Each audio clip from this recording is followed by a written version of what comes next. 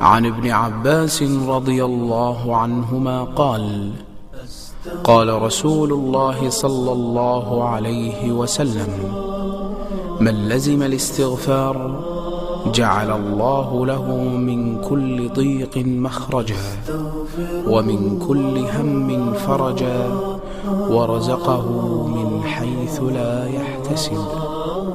رواه أحمد. أستغفر الله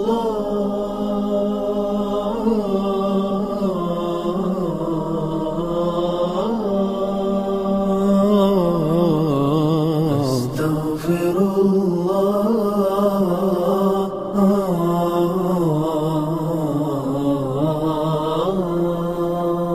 يا ابن آدم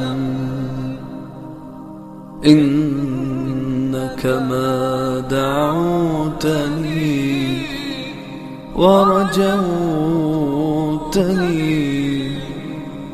غفرت لك على ما كان فيك ولا أبالي.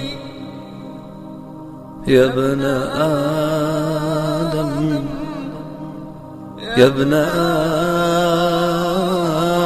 آدم لو بلغت ذنوبك عنان السماء ثم استغفرتني غفرت لك ولا أبالي. يا ابن آدم إنك لو أتيتني بقراب الأرض خطايا ثم